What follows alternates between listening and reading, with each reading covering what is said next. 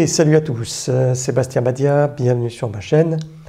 Alors une fois de plus, dans cette vidéo, je vais essayer de vous faire progresser, parce que parfois c'est juste un petit truc, c'est un petit détail qui fait qu'on reste bloqué à un certain niveau. Donc on va se prendre quelques minutes pour tenter d'avancer ensemble. Donc commençons d'abord par la couleur. Quand on pense à un arbre, la première couleur qui nous vient en tête, c'est le vert bien sûr, mais pas que. Alors tout dépend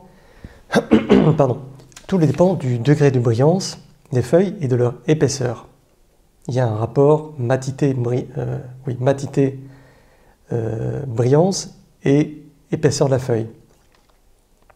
Donc je vais vous expliquer ça tout de suite. Donc pour faire simple, le vert, quelle couleur appliquer quand on peint à l'aquarelle? Donc de toute façon, que ce soit à l'aquarelle ou à l'huile, une autre technique, c'est toujours le même truc qui revient. C'est juste le médium qui change évidemment. Donc pour faire simple, on a différentes couleurs qui interviennent à un moment donné, selon le type de végétation, selon la météo, l'atmosphère, l'éloignement, etc. Donc le vert, déjà pour la couleur locale, c'est-à-dire la couleur propre à la feuille, sans influence de l'environnement. Ensuite vient le vert jaune, vert cru, si le soleil passe au travers, vert foncé bleuté à contre-jour si la lumière ne passe pas au travers, idem aussi vert foncé bleuté pour tout ce qui est ombre de la végétation, quand on est au cœur en fait d'un buisson, d'un arbre ou autre. Le bleu, plus ou moins bleu, je vous montrerai ça après, plus ou moins bleu pour les feuilles dans l'ombre qui reflètent la couleur du ciel. Donc c'est ce qui permettra vraiment de donner un petit peu de peps, donner un petit peu d'air, un petit peu plus de crédibilité, de présence à la végétation. Et le blanc, oui, le blanc, pour les reflets des ciels plutôt nuageux. Okay, ou par exemple, s'il a plu, les feuilles sont encore brillantes, il y a une petite rosée, quelques gouttes, ça a tendance à réfléchir quand même le soleil ou le ciel, le blanc du ciel, si on veut. Donc vous étiez peut-être loin de vous imaginer que la végétation pouvait être aussi riche niveau couleur. Donc je vais juste faire le point à ce niveau-là pour la couleur. Alors j'ai fait un petit effort de présentation. J'ai mis la palette juste à côté. Voilà, on ne la voit pas tout à fait en entier. Donc on avait dit le vert pour la couleur locale. Alors, couleur locale, ça ne veut pas dire grand-chose pour moi. Ça ne m'a jamais parlé comme terme, je préfère couleur propre. C'est comme par exemple la couleur propre d'un citron, c'est le jaune. Mais si vous mettez face sur une table avec une nappe rouge par exemple, le bas du citron, la partie qui sera face à la nappe rouge, le citron sera plutôt orangé en dessous.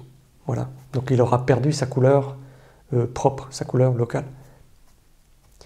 Donc je n'ai aucun vert à part le vert de cobalt, mais tous les verts je les fais moi-même. Donc on a la couleur propre de la végétation.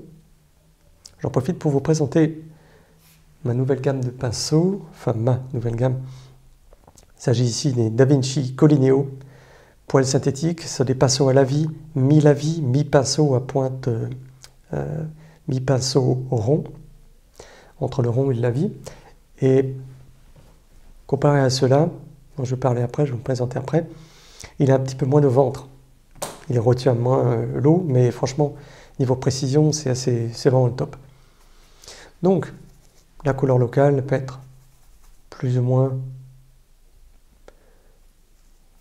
vert printanier ou vert plutôt sévère pour les sapins. Si on revient maintenant avec du jaune, évidemment, on aura un jaune un vert un peu plus printanier, encore plus. Voilà. Donc on peut se permettre aussi de mettre des couleurs chaudes avec. Vous voyez, tout de suite ça change. Là c'est plutôt un vert pas d'automne forcément, ça peut être une couleur d'automne, mais je dirais plutôt un vert de fin d'été. Vous savez, quand l'herbe est cramée, quand la végétation a un petit peu souffert de la sécheresse. Donc on peut lui ajouter aussi ça j'aime bien, Est-ce qu'on le voit à l'écran? À la limite. Terre du ciel brûlé. Voilà, on aura un vert brun, un vert plus chaud. Plus vous allez rajouter de bleu, plus ce sera un vert froid.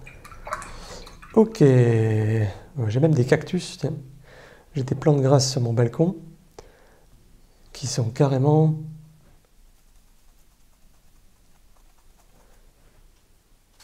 Je dirais presque de cette couleur, ouais. Peut-être plus saturée. Donc voilà, je me suis un petit peu éloigné. On a parlé de la couleur propre, couleur locale. Le vert jaune, le vert cru, quand on voit quand le soleil, quand on voit la végétation à contre-jour. Je vais prendre un bleu de cobalt. Alors, premier exemple. Quand on voit la végétation au travers. Est-ce qu'on le voit ici? Ok, ici. Voilà, le soleil vient d'en face. Et là, le vert, il est un petit peu plus cru autour, hein, sur les contours.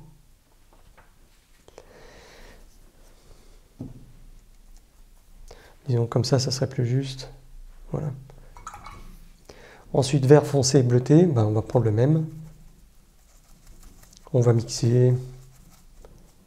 Je dirais pas que les mélanges dépendent de l'humeur, mais je pense qu'il y a sous la main, hop, un petit peu de céruléum. Donc ça c'est, on avait dit pour la végétation, au cœur de la végétation. Vous voyez, c'est pas vraiment un vert foncé. Je vois souvent ça chez les débutants. Une fois de plus, je le répète comme dans les autres vidéos, débutant, c'est pas un terme péjoratif, pas du tout. J'ai été un débutant, moi aussi. Donc, je vois souvent chez mes élèves, donc, pour la partie foncée de la végétation, soit du noir quasiment pur, soit du vert foncé. Or, il peut aussi y avoir un tout petit peu de bleu. Ok, vert bleu. Je vais y revenir. Le bleu, voilà, justement. Je vais parler du bleu dans la végétation, donc on peut le mettre dans l'humide ou une fois sec. Hein. Et le blanc, bon voilà, le blanc, je ne peux pas le faire. On va faire hop, du blanc. Pour finir, donc je ne sais pas si on voit un petit peu, ouais, on va revenir là-dessus après. Donc maintenant, je vais vous montrer quelques exemples, mais avant ça, parle au pinceau, la tenue des pinceaux. Donc, si le manche a une telle longueur, c'est pas forcément pour le tenir juste ici comme un crayon. Évidemment, c'est pas défendu, ça peut être nécessaire, mais en général, on le tient quand même, on le tient assez loin. Ok. Alors, voilà. Oui, donc avant ça, je vais vous montrer un petit peu les choses qu'il vaut mieux éviter.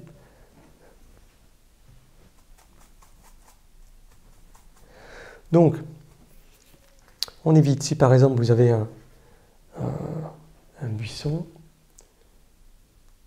hop, hop,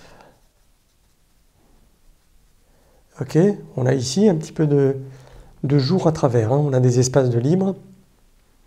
Alors, ce que je vois souvent, c'est que à force de retoucher, on se retrouve avec un truc, j'exagère un petit peu, hein, mais je le vois souvent, avec un petit bonbon pour la gorge, une pastille Valda, vous voyez. Ou pareil pour un arbre. Voilà, bon, ça peut avoir aussi son charme. Bon, c'est peut-être mieux des fois s'il y a des petites feuilles qui dépassent. Voilà. Donc la consigne est toujours la même, ne retouchez pas trop. Ne retouchez pas trop. Laissez vos aquarelles respirer. Avant ça, parlons un petit peu dessin et mouvement de la végétation. C'est-à-dire, pour chaque chose, il y a ce qu'on appelle une ligne d'action. Donc, concrètement, on en parle souvent pour les personnages, les dessins de personnages, les nus. on parle de lignes d'action. C'est un petit peu les lignes fondamentales qui décrivent l'action en fait, qui donnent du mouvement, qui donnent de la vie à la pose. Donc là, c'est pareil un petit peu pour les arbres. Donc, le mieux, c'est de commencer par un exemple que je dessine assez grand. Tout à fait.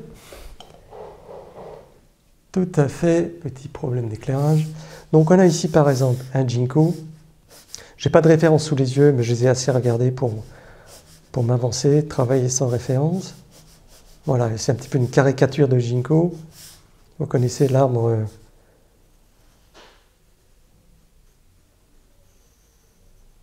Voilà, disons grosso modo la feuille ressemble à ça avec un fruit. Si vous avez déjà senti le fruit d'un ginkgo bien mûr qui tombe à terre, évitez de le toucher, ça sent vraiment très mauvais. Quand je dis mauvais, c'est vraiment très très mauvais, au-delà de ce que vous pouvez imaginer. Donc là, le ginkgo a un mouvement assez particulier qu'on ne retrouve pas tellement chez d'autres arbres. C'est quasiment toutes les branches sont droites. Toutes les branches sont droites et je ne veux pas dire qu'il a une précision mathématique, mais disons il est très ordonné, il ne donne pas tellement de fantaisie, donc voilà le mouvement pour le ginkgo. Un sapin.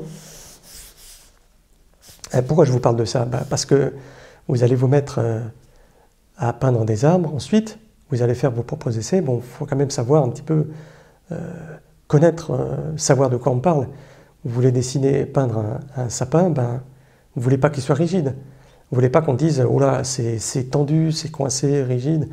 Vous voulez apprendre à connaître l'arbre en question et lui donner de la vie, plus de crédibilité. Donc ici pour le sapin,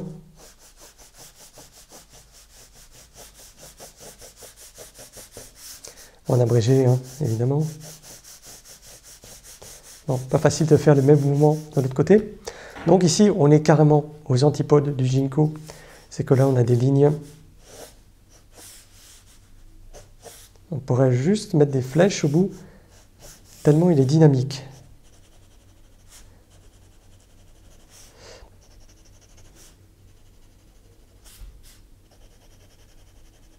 Voilà. Donc d'un sapin, quand je dis sapin, c'est un terme générique, évidemment. Pardon. Donc ça peut être épicéa ou Norman, je ne sais pas trop quoi. Voilà, je ne suis pas un expert en arbres. Donc on a ici par exemple le pin sylvestre, qui a aussi un port assez particulier, avec ces fameux petits nuages. J'adore ces arbres, c'est mes arbres préférés. Parce que j'adore la couleur, l'espèce de rose, un petit peu couleur saumon, et puis le gris ensuite. Et quand il y a la lumière de fin de jour qui se pose dessus, c'est magnifique. Le bouleau, j'ai un petit peu serré le truc. Le bouleau, il a aussi un port particulier, assez proche du saule pleureur. Pas quand il est jeune, hein. Quand il est jeune, il est un petit peu différent. Donc on a ici les... Voilà, c'est pas très précis, hein. Je travaille un petit peu de mémoire, mais vous regarderez, vous en conviendrez par vous-même, qu'il a un port qui ressemble à ça. Okay. Après, ça dépend s'il a une branche cassée durant son jeune âge.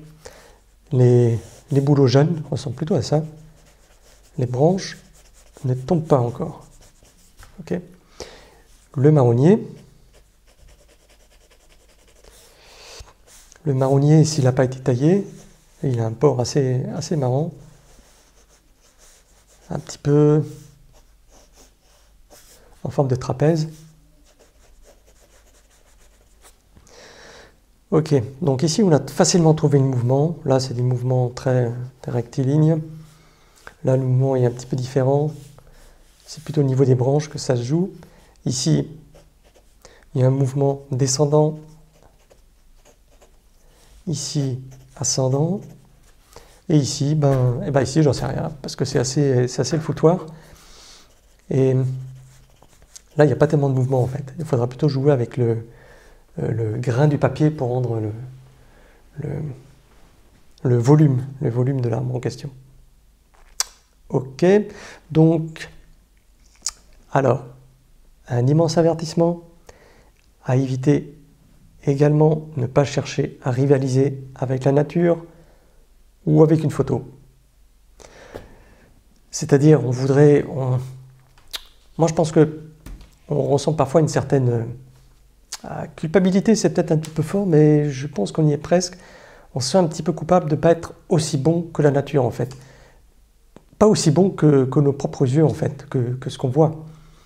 Alors, je sais, il y a du dessin hyper réaliste, il y a de l'aquarelle hyper réaliste, toutes les techniques picturales hyper réalistes. Moi, c'est pas ce que je défends, même si certaines de mes œuvres, on peut les considérer comme réalistes, très réalistes, mais pour moi, c'est pas le but en fait. Et donc voilà, essayez de comprendre déjà ce que c'est le mouvement dans la végétation, poser la bonne couleur, laisser respirer vos végétaux, vos arbres, et tout ira bien, il n'y a aucune raison pour que ça ne marche pas. J'avais quelques exemples, c'est pas toujours évident à voir en fait dans la nature. Ici le port il est plutôt oblique, là ascendant, là c'est un petit peu le bordel aussi, pardonnez mon langage. Ici on a un boulot justement, port descendant, là encore. Voilà, ce sont des photos qui m'ont servi pour des aquarelles, je ne peins pas toujours à l'extérieur. Ici on a un port descendant ou ascendant, limite. Ici encore. Là c'est un... Alors c'est un résineux, il est un petit peu plus, comparé à d'autres, un peu plus ébouriffé on va dire. Mais disons grosso modo, il y a une branche qui tombe là. Là, on peut dire ça monte un petit peu. Et on voit un petit peu, à chaque fois, un petit peu de jour entre. Voilà, je reviens à l'avertissement que j'ai lancé au début. Laissez respirer la végétation. Il y a à chaque fois un petit peu de jour là, un tout petit peu, ça fait franchement la différence. Si on ne voit pas du tout, on ne voit pas du tout, ok? Mais disons, quand on commence à se rapprocher, quand le feuillage est moins dense, ou les épines, on laisse même un petit point par-ci, par-là, franchement, ça joue, quoi. Voilà. Ensuite, voilà, donc essayez plutôt de comprendre ce que vous voyez et mettez sur le papier les informations les plus importantes. Bien, on ne va pas revenir dessus. Et maintenant, concrètement, alors là, nouvel achat, découverte, pinceau de la marque Princeton, gamme Neptune, taille numéro 6. Alors, j'avoue, il a perdu quelques petits poils au début, mais voilà. Bon, il faut dire que je le maltraite aussi un petit peu. J'ai acheté au Géant des Beaux-Arts et il y avait une offre de lancement. Donc,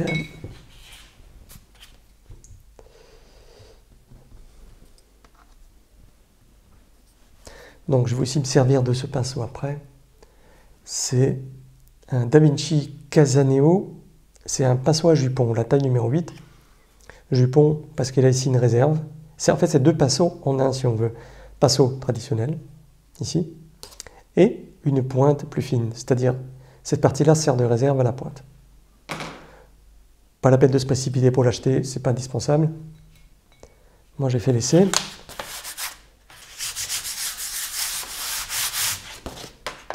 Bien, alors maintenant,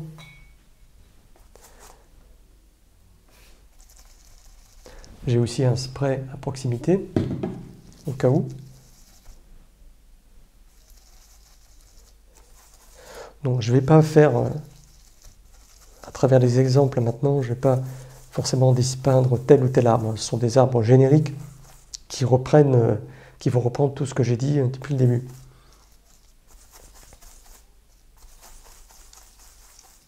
Donc, ouais, je ne me prends pas la tête à faire des mélanges savants, je ne vais pas passer des heures et des heures. Et j'écrase le pinceau comme ceci.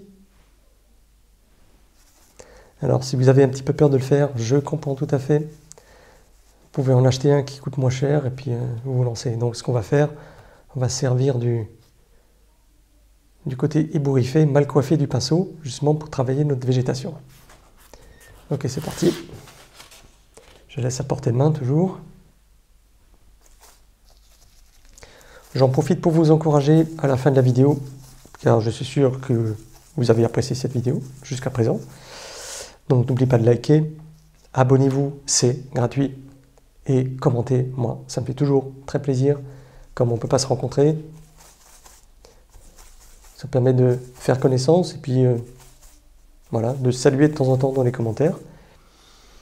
Ok, let's go. Je vais peut-être cacher un petit peu avec ma main, j'en suis désolé. Donc,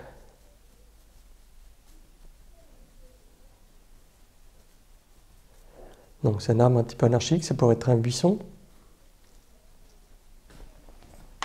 Je vais vaporiser. Comme ça, les bords ne vont pas sécher trop vite non plus. Ensuite, je vais poser les foncés. Alors, on peut faire la partie ombre dans l'humide, quand la première couche est encore humide, ou laisser sécher et reprendre une fois sec.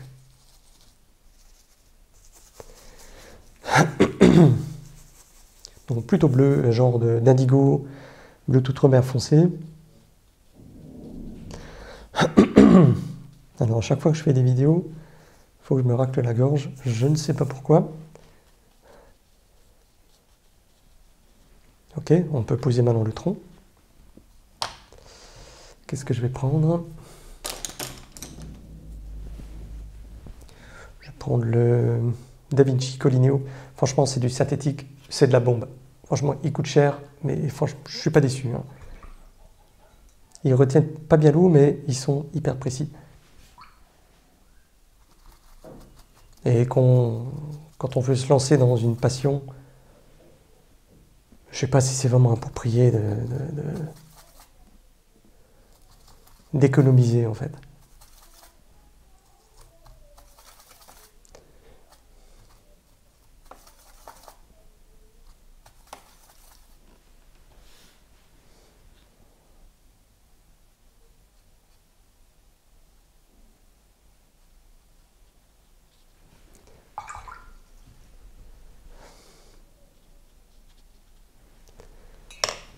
Alors le papier, c'est du Fabriano Artistico, grain torchon.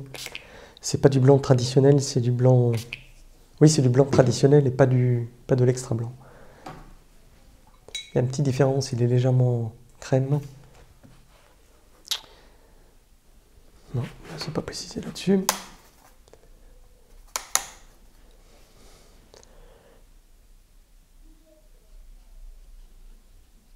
On peut laisser une petite branche dépasser, ça donne aussi un petit peu de charme. Maintenant le bleu dont j'avais parlé. Le bleu pour donner un petit peu d'oxygène. Laisser respirer un petit peu. Et là j'ai du bleu gris, Migelo. Il y a une autre marque, je crois que c'est le Franc-Bourgeois, et je crois que c'est le bleu roi. Le bleu roi, ouais.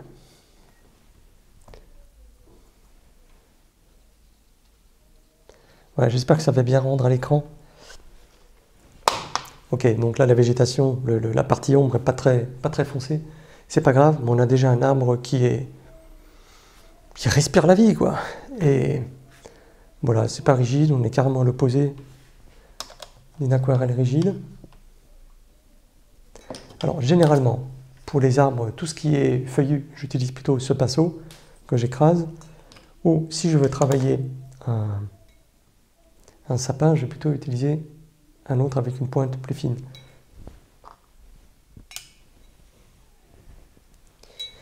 Donc je vais faire un sapin.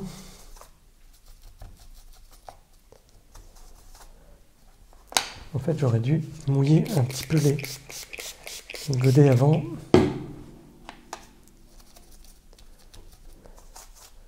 Donc là, on peut tout de suite se permettre un vert plus sévère, plus bleuté, plus saturé.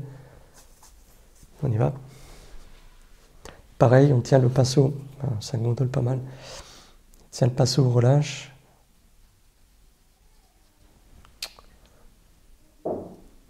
Indigo.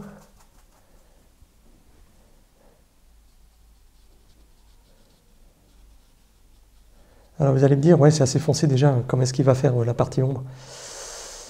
Ben ouais, mais effectivement, j'ai un petit peu foncé.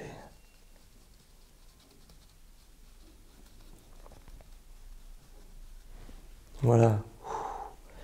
On se détend, après on peut mettre quelques petites... mais pas trop. En fait, ça dépend aussi de la distance à laquelle se trouve l'arbre. Disons, à 100 mètres, le même arbre, ben, il va plutôt ressembler à ça. Ok. Si on met la couleur de côté, il va plutôt ressembler à ça. Voilà, plus il est proche, plus vous allez voir le feuillage. C'est normal. Donc ne cherchez pas non plus à trop détailler après. Attendez, moi je ne suis pas dogmatique, chacun fait ce qu'il veut, chacun voit midi à sa porte. Mais est-ce que compter les feuilles, restituer chaque feuille, est-ce que ça avance, est-ce que ça apporte vraiment quelque chose? Je ne sais pas. Donc je vais faire l'inverse, comme j'ai posé les foncés d'abord. Non, ça ne marche pas trop. Non, c'est pas top. Et je vais en refaire un. Plus clair dès le départ. Hop, un petit peu de rose. Et je vais faire l'inverse. Voilà, là c'est mieux là.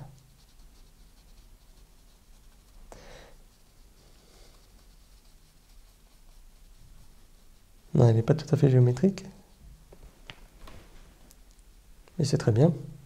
Maintenant, je vais poser la partie foncée. Indigo de chez Lucas. Tous les indigos ne se ressemblent pas. Hein. Méfiez-vous des imitations. On va mettre l'ombre à gauche.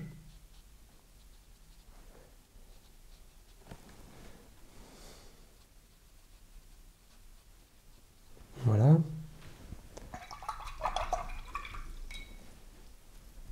Le tronc. Oups, waouh.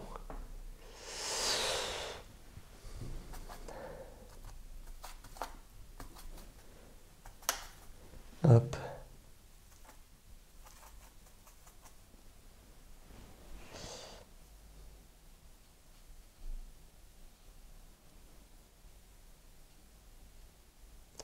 Pas trop gros le tronc et pas trop haut, là il est déjà trop haut.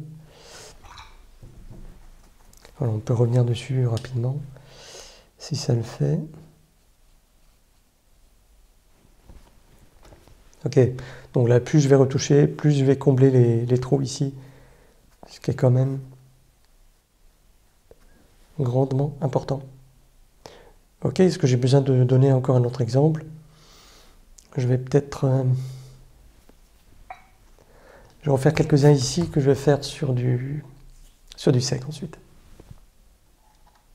Bien, donc maintenant j'ai préparé 3 exemples ici. C'est sec. Non, pas celui-là.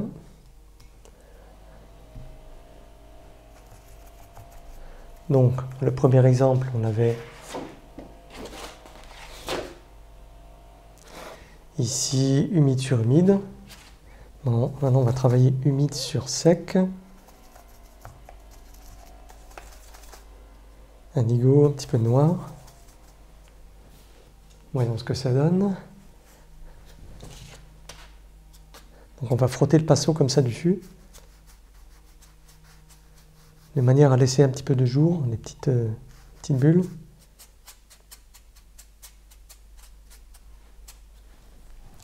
Petit coup de spray. Hop.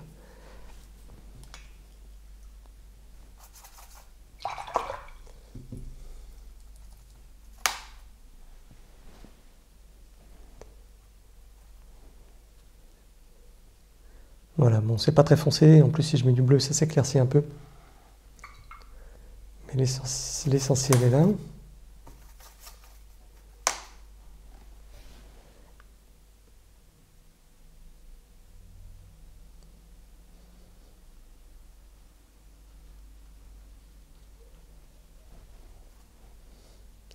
Bon, pour faire le tronc, il aurait fallu prendre un autre pinceau.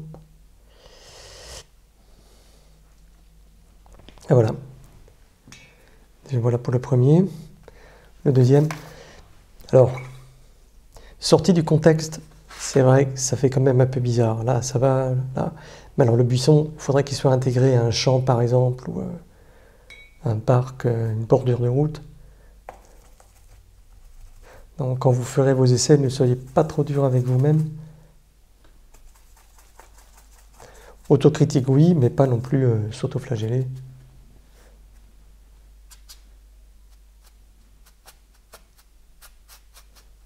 Avec la lumière qui vient d'en haut, à droite.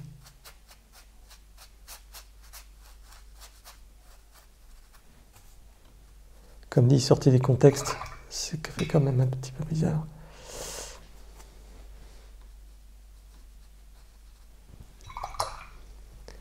Un petit peu le flouter ici.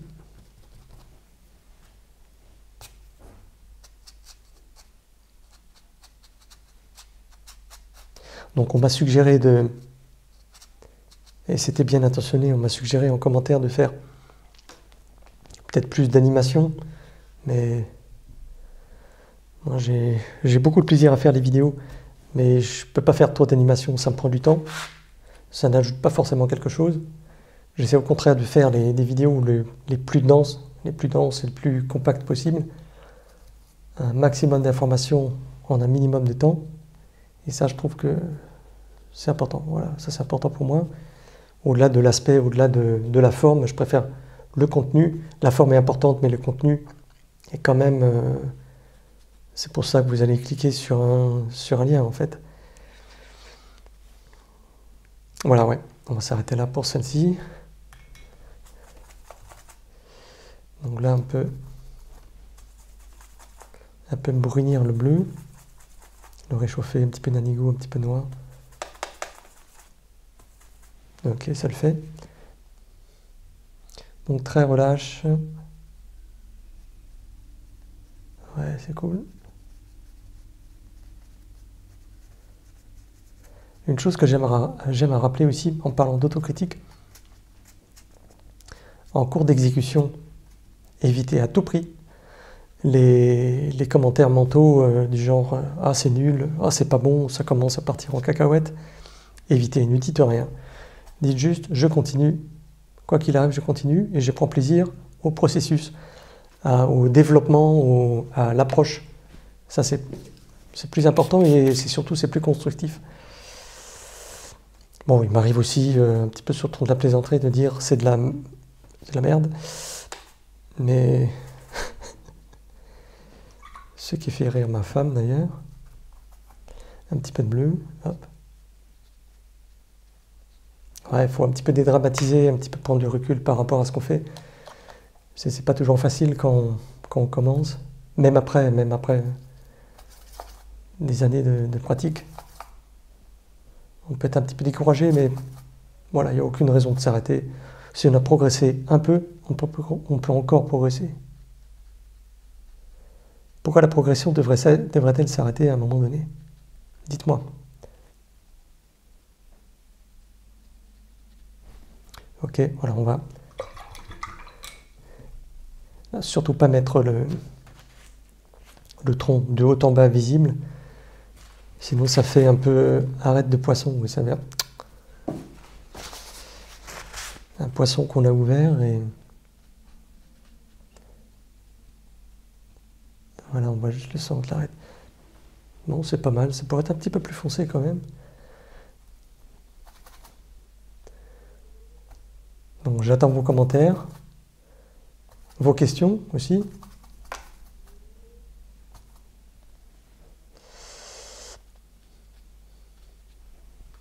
J'y suis allé un petit peu fort là. Je pense que l'outre-mer aurait été plus approprié. On va voir ce que ça donne. En fait, chaque aquarelle, malgré l'expérience, pour moi, chaque nouvelle aquarelle, chaque nouveau dessin, c'est un essai en fait. C'est un essai pour voir si... Il tombera pas plus bas. C'est un essai pour voir si je suis toujours aussi bon. En plus, je suis humble. Dans chaque nouveau dessin, chaque nouvelle peinture, c'est à chaque fois une aventure différente. À chaque fois, de nouveaux défis, il y a des choses qui reviennent, mais il y a à chaque fois des nouveaux défis. Et puis voir aussi si on peut faire un petit peu autrement, se remettre en question. On n'est pas obligé de tout chambouler, mais voilà. Donc on garde au fil de la pratique toujours le meilleur, on rejette ce qui ne nous convient pas, on fait preuve de discrimination dans le bon sens du terme, on rejette ce qui cloche et on garde toujours ce qui est bon, plutôt que de dire on est nul, voilà. Ok, ben à bientôt, salut, à tout de suite dans les commentaires.